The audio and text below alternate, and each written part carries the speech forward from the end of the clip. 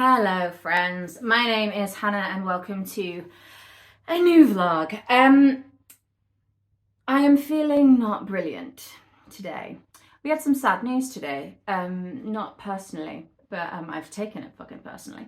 The Sycamore Gap is a beautiful tree along Hadrian's Wall in Northumberland, not too far away from my neck of the woods, and I love it, it's very beautiful. And some fucker chopped it down last night. Just chopped it down. Beautiful tree, hundreds of years old, gone. And I have a tattoo of that tree, which I will insert here out of interest. So I'm sad about it. And I thought, how can I get out of this funk? And I thought, I'm just going to distract myself because there's not really anything I can do about this. So how about we start a new reading vlog? And I thought, what might make me happy? Well, I think we are finally coming into autumn proper, and that makes me happy. So I thought, why don't I have a look at my bookshelves and grab some books that are giving me kind of like, not necessarily like strictly autumnal vibes, but just feel like the sort of book I might want to read in autumn.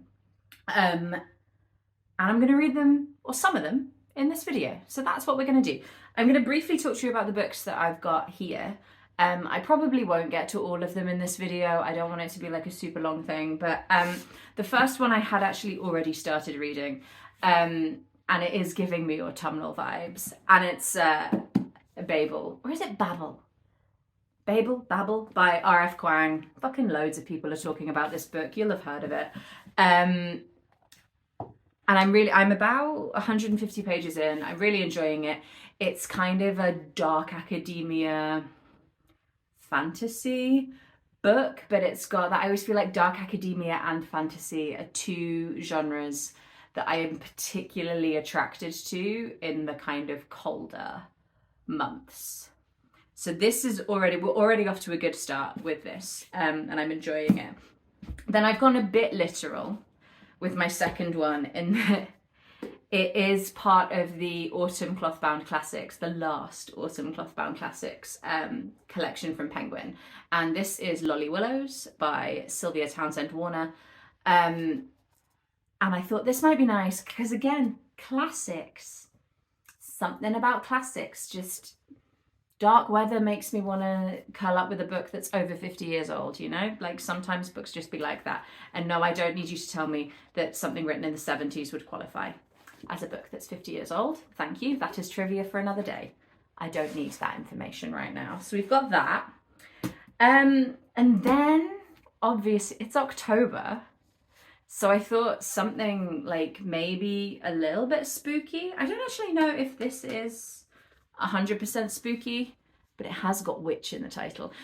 So this is Now She Is Witch by Kristy, Logan, which came out I think last year. Or maybe early this year, who even knows. I have read and enjoyed as much as I am able to enjoy a short story collection. I have read and enjoyed her collection, Things We Say in the Dark. I didn't love her debut novel, was it called The Gloaming? But I do like her writing style, and I'm hopeful about this one. So we may get to that. Maybe after I finish Babel. I don't know if I want to, for some reason I don't want to read these at the same time. And then I don't really know if there's going to be anything autumnal in this book, but the author herself gives me autumn vibes. This is Jen Campbell's latest poetry collection. It's just come out. Please do not touch this exhibit. I'm a big fan of Jen's. Her YouTube channel got me into watching booktube basically, and this is her latest poetry collection, and Jen is a big autumn girly, like lots of lovely autumnal things happening on Jen's channel right now. So I am hoping that there might be a little bit of that in here, but I know a lot of her work is very bound up in kind of folklore and things like that, and again just always makes me feel a bit autumnal, you know? So we've got some poetry, and then from a book by Jen to a book recommended by Jen, I have picked up English Animals by Kaye, which I bought ages ago when Jen first talked about it on her channel. Yeah, this came out in 2017. I mean, it's got a fox on the cover. It's got a fox on the cover. I don't know much about it. I think it's sort of set in like a house in the country with like a professor. Who knows? We'll see. We'll see if it's autumnal. I don't know. And then we have two books that I'm probably gonna dip in and out of. And the first is on the floor. It is A Treasury of Folklore, the Woodlands and Forests edition. So obviously the woods exist all year round, but again, that's giving me folklore. And these are like really short little kind of, I think, different stories and pieces of folklore and history from around the world, like Baba Yaga and like a few different bits and bobs. So I may like dip in and out of this. I probably won't read the entire thing. And similarly, I thought we could do some classic Poe. So I'm also maybe I might read like one of these a day for the duration of the vlog. I have read some Poe before, but I definitely haven't read everything in this collection. Like The Pit and the Pendulum. I remember doing that at school. I think a page just fell out. Oh, no. It's just, this is like one of those like Reader's Digest editions. It was a flyer. I didn't break the book. I mean, I might still break the book, but I mean, is that giving you Hello Halloween vibes? That's giving me Hello Halloween vibes. So those are the books. We have a veritable stack of them. Definitely not going to get to everything, but hoping to dip into some of these. So far, we don't have beautiful autumnal leaves in my local park, but I may go for some walks elsewhere and try and get you some nice autumnal footage of leaves being leafy. And I'm probably going to do some like comfort food cooking. Probably we will make some soups or possibly some pies. Definitely something made from potatoes. So that's what we're going to do. And I will chat to you when I have read something. Really enjoying Babel so far, so probably going to carry on with that for now. Catch you later. It's the first day that feels like autumn.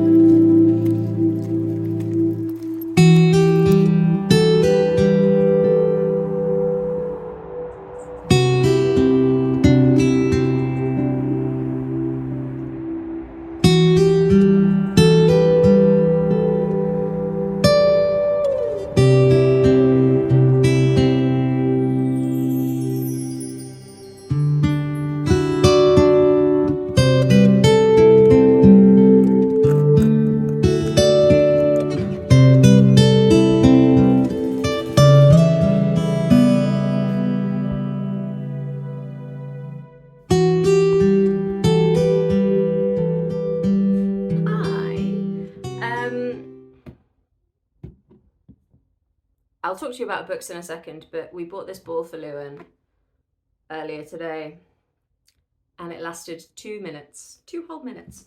I've read some stuff. Firstly, I finished reading Babel. I mean, like, you know those books that are just like so talked about, you're like, do I even have anything to contribute to this discussion? But for anyone who isn't familiar, this is a sort of dark academia fantasy book with a very cool magic system that is all to do with translation. So the short version is that where things get lost in translation between two languages, that nuance has a kind of energy, and you can trap that energy in silver bars and use it for various things. And this book is following a young man called Robin, who is born in Canton in China, and finds himself, after the death of his family, sort of, this Englishman rocks up and is like, hey, come to Oxford and study at the Institute of Translation, because Robin has had a English nanny for his whole life, so he's bilingual.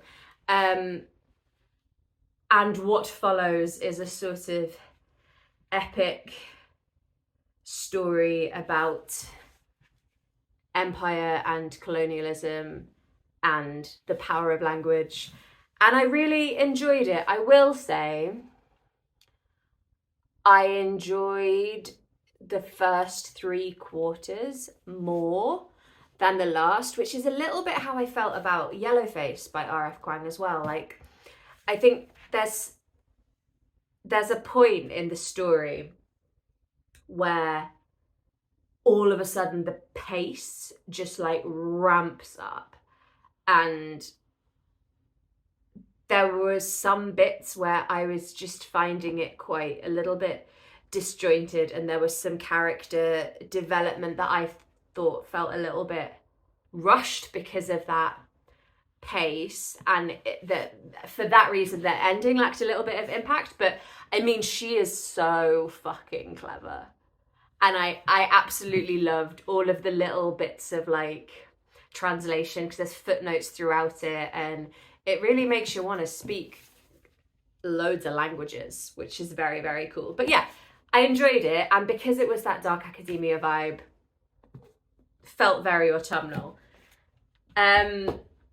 I am 2/3 of the way through Willowes.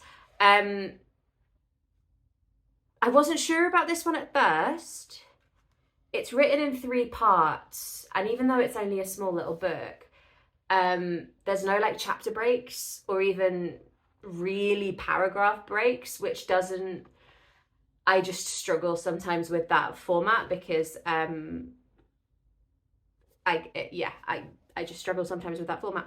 But I am really enjoying this. Lolly is a sort of woman who is finding herself, she's unmarried and she's trying to work out how to live happily within the social confines that she finds herself in, and I am enjoying it. The middle section for me was much stronger than the first section, but I've still got a bit of that to do. But I have listened to an audiobook that I have absolutely adored, and is exactly what I wanted, like, in this sort of theme. So I listened to The Other Bennett Sister by Janice Hadlow, which is narrated by Kristin Atherton, who I can't remember what else she's narrated that I've listened to, but I remember really liking her narration style, and basically I'll listen to anything that Kristin Atherton narrates. But this is, phone did a thing, sorry if I've moved. So it is a Pride and Prejudice spin-off. And it is following the character of Mary Bennett, so the middle sister. If you're familiar with Pride and Prejudice, which I know lots of people will be, she's the kind of like gawky, socially awkward, kind of geeky one who doesn't often get a lot of attention. And I absolutely loved this book. It's quite long. The audiobook was 19 hours, and I think I listened to it in like 4 days. You know when you're listening to an audiobook and you're like finding tasks to do so that you can carry on listening. And I just absolutely loved it. So I can't remember how many parts it's in, but like the first section, I would say maybe the first, like, maybe not even quite a quarter, maybe a fifth of the book is the timeline of Pride and Prejudice. Because obviously Mary isn't super present in Pride and Prejudice. So it's that, and you sort of see her as this young girl who, because Mrs. Bennett is obsessed with how beautiful her other 4 daughters are,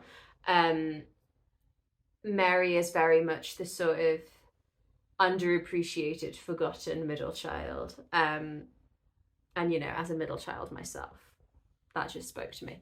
But yeah, so the first fifth is the timeline of Pride and Prejudice, and then the rest of the book takes place after the events of Pride and Prejudice, which is great because it gives her quite a lot of leeway to imagine this life for Mary. And I think there was just so much in it that just, I think the writing was great. There are quite a few parallels in some of the subsequent relationships that we see that are paralleled in the original story of Pride and Prejudice, but just happening to different characters. And it was just absolutely joyous, and I will never think of Mary in the same way again.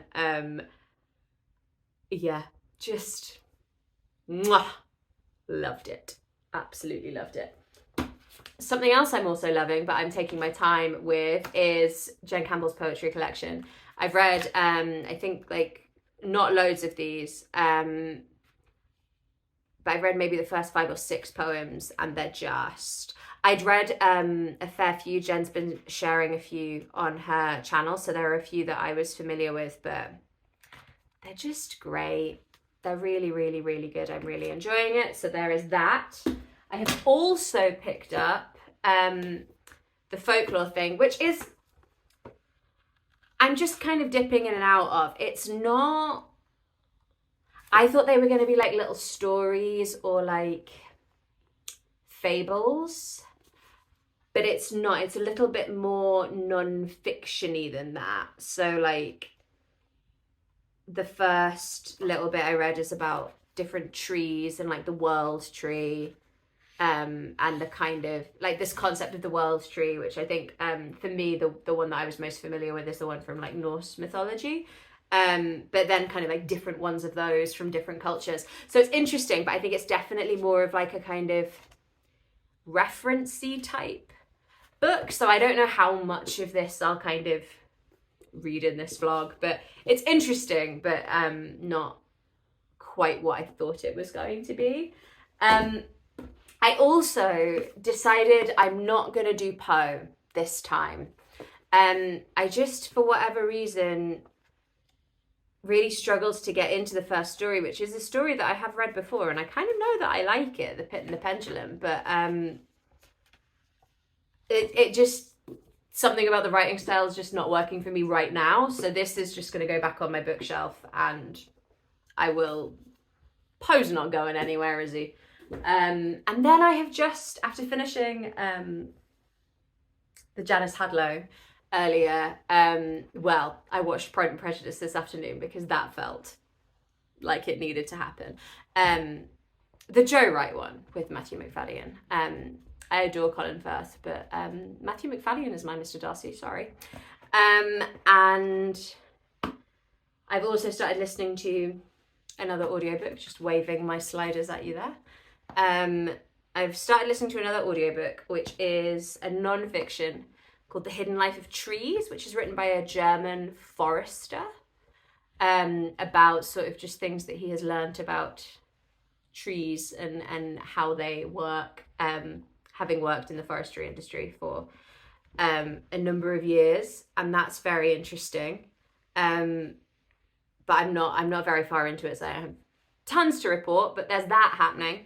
And that's where I'm at so far. What else do I have to talk to you about? I went to see the National Theatre live broadcast of A Little Life. I haven't read the book A Little Life. And I didn't know if I wanted to. It's one of those ones, I know that it's such a divisive book. I know some people adore it and other people don't. And the show, the actual production of the show, the performances, the way it was staged, incredible. And my partner and I were talking about it. Like, it's absolutely the best version of filmed theatre I've ever seen. And at the interval, we were like, this is amazing. This is like one of the best things we've seen in ages. And then in the second half, I fully understood everyone. The camp that are like, this is excessive and a bit like trauma porny, and yeah, I'm in that camp. I didn't love the way disability was used towards the end of the book, and I just felt that like there were like three, I said book there, I mean play, but I suspect because Hanya Yanagihara was involved in the adaptation that these are also things that are true of the book. There were like three big story beats that happen in the second half of the play that I felt were completely unnecessary and actually undermined a lot of the storytelling. It felt like bad storytelling, in my opinion. There were just, things that just shouldn't have happened, because it's sort of like the if you're familiar with A Little Life, like that, the main inciting traumatic experience that the main character Jude goes through, like that's enough, actually. That is enough. And one of the things that happened towards the end, there was a woman a couple of rows behind. I think you'll know if you know the story, like the thing that happens right the way towards the end, a woman behind me, it happened. And she went, oh, for fuck's sake. And that was like, same. That was my feeling too. So I had been on the fence about whether or not I was going to read A Little Life. And I now think probably not. Probably not, because yeah. But stick up for it in the comments down below, because I always like to hear alternative opinions to my own. So I'm gonna go. I'm gonna maybe pick up a new book, maybe just carry on with some of the stuff I've got below. I will insert some B-roll here of a really good soup that I made this week. I did say there might be soup making, and there's actually been 2 soups this week, but one of them I was so excited about I didn't film. But yeah, and I will catch up with you when I have read some more stuff. So I threw a stone. Cool. Catch you later.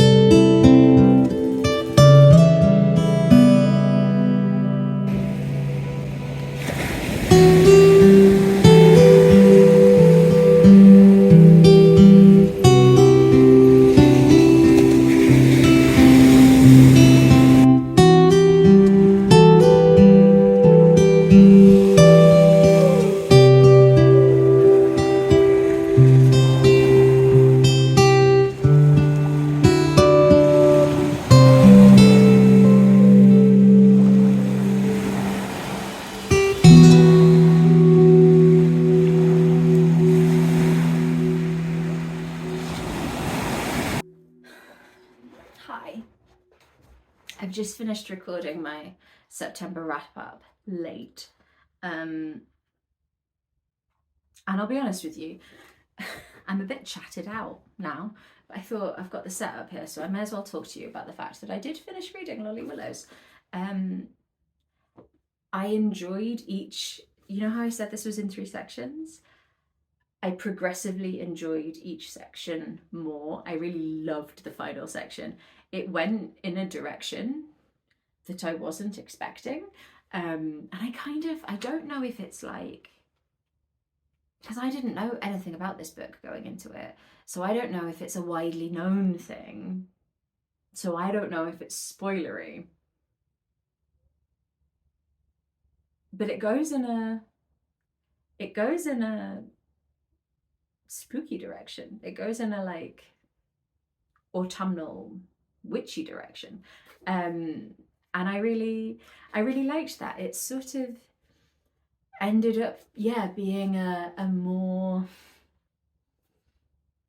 imaginative, slightly more kind of magical realist exploration of what it means to be a woman choosing to live a life outside of societal expectations. And I really liked it.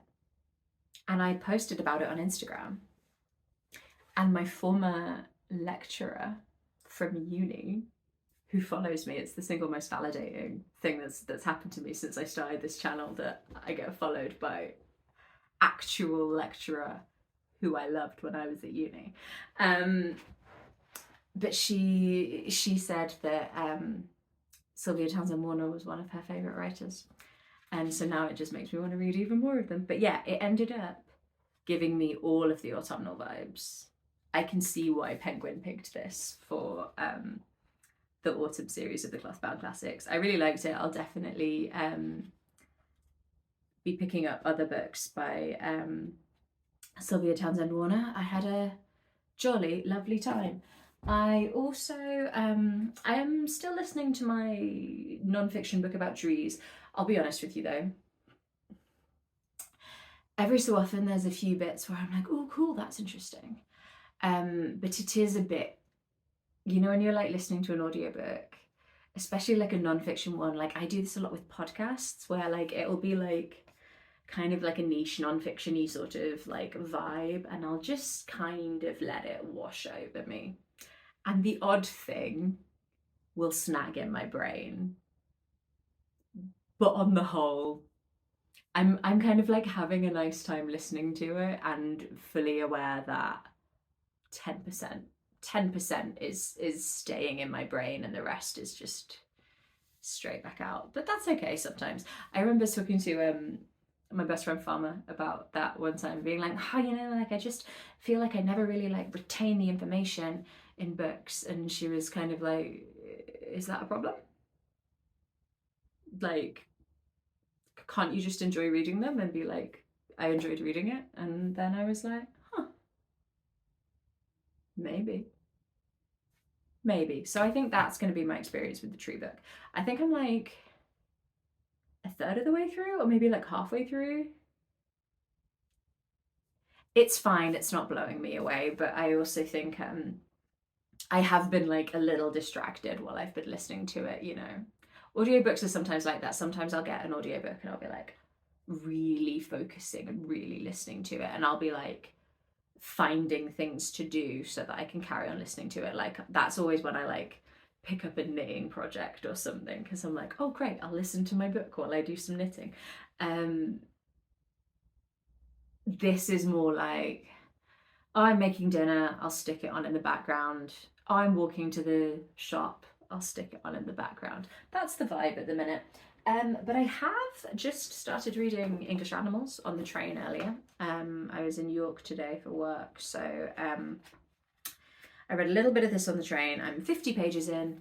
I'm really enjoying this. This is about a 19-year-old girl called Mirka who works for an agency who sort of provides staff to stately homes or like big old country pile sort of type homes.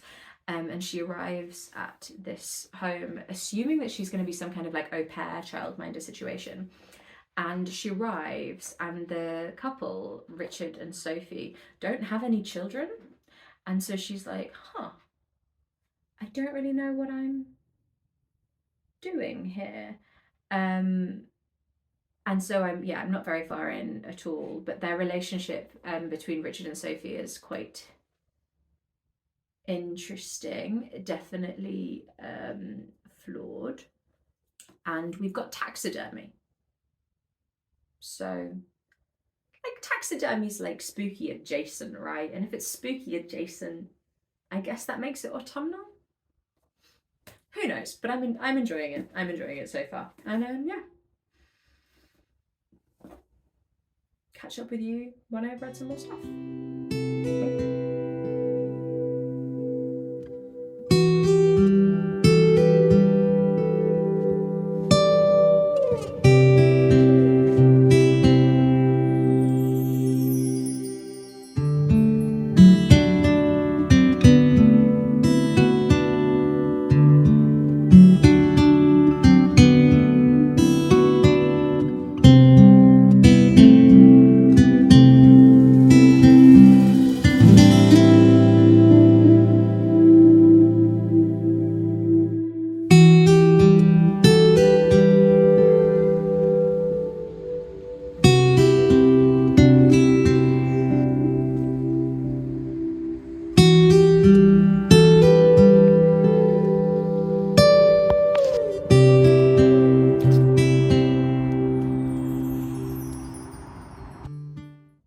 Hi, my darlings. I'm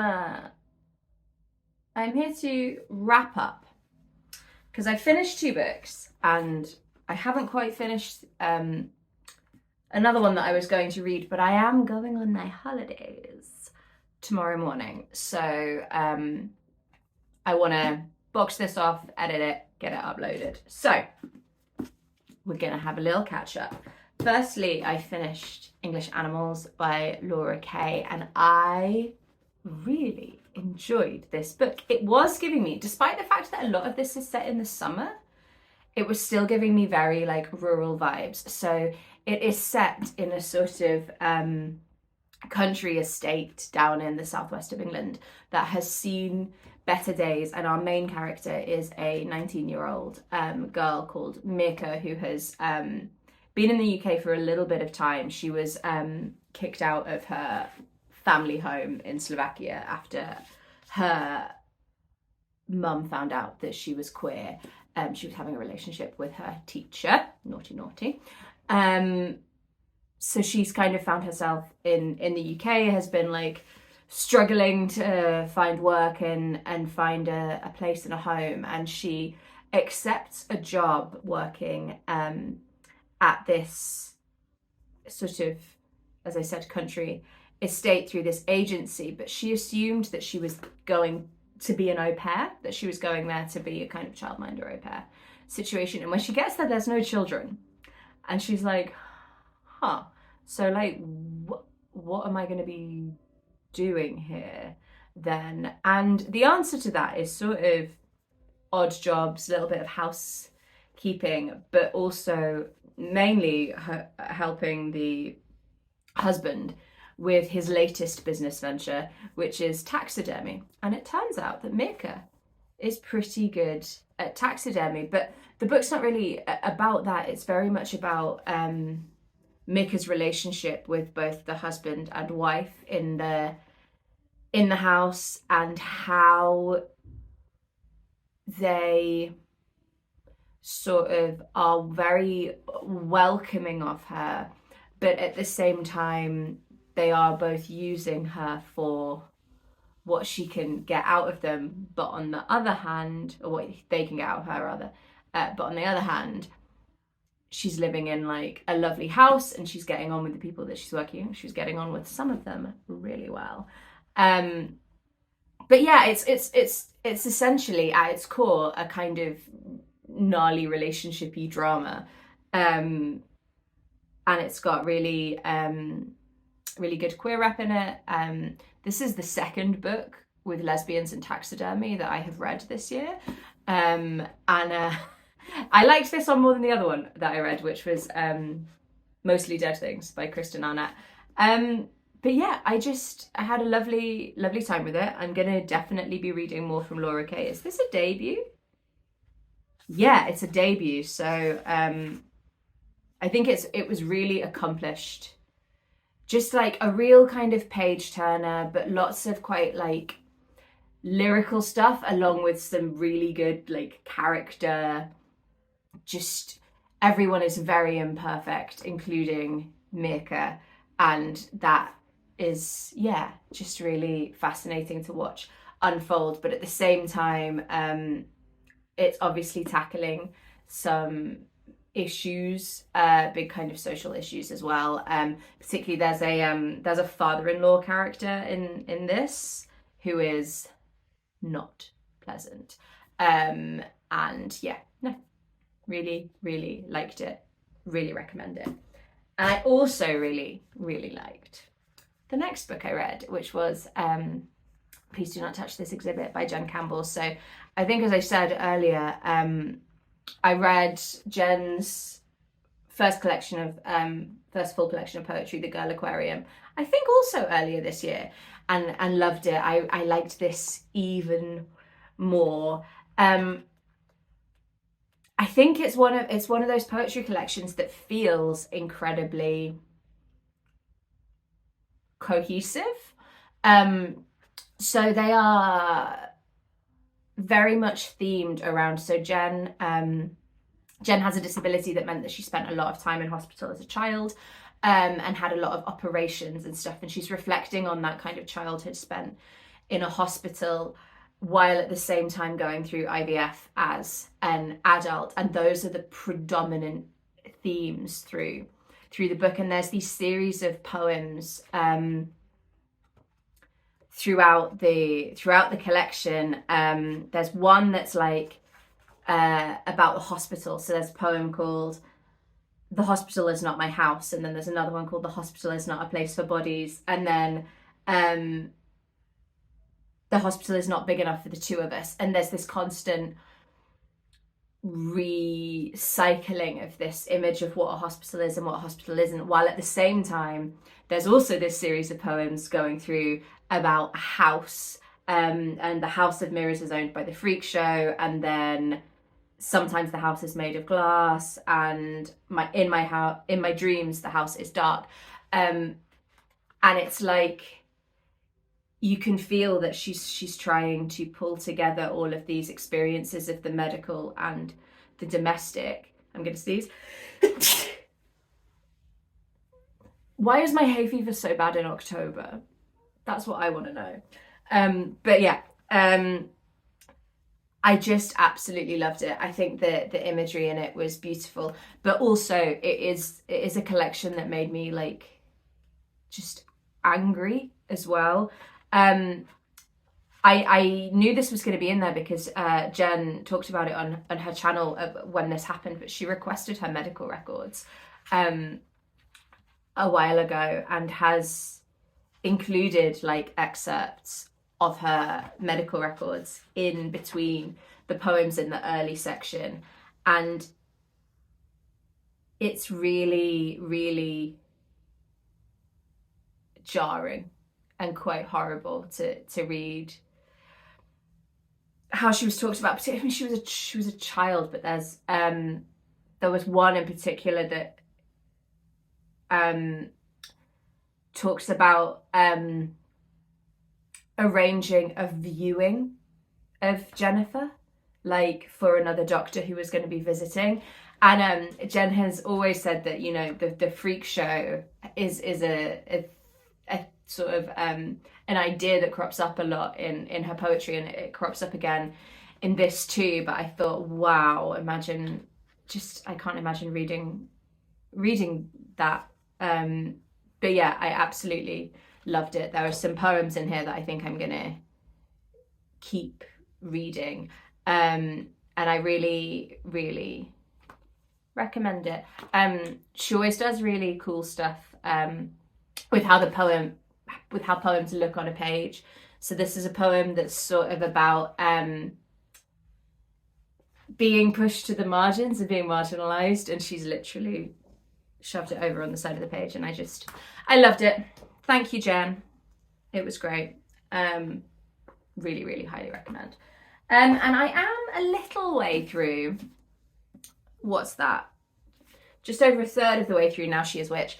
I'm feeling a little bit about this, the way that I felt about The Gloaming, which is I can see on a sentence by sentence level that I do like Kirsty Logan's writing, and she's grappling with lots of themes that I really, really like. But there's something in the story structure that just makes me not gravitate towards picking it up. And I was potentially going to DNF it. It's sort of an odd book. We're following a character called Lux, who has returned home, we gather, after sort of running away from a convent or being ejected from a convent. And she's come home, and in her absence, her mother has been killed for being a witch. And she's sort of trying to build this new life for herself and is coming across these different characters, and it's all a bit creepy and weird.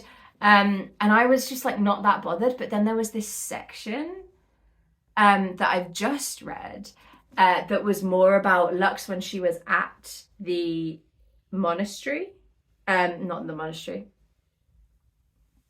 convent.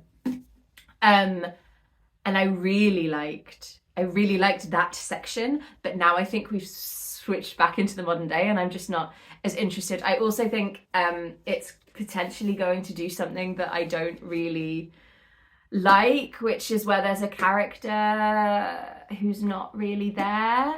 I just went to see spoilers for a film coming up with Paul Mescal and Andrew Scott.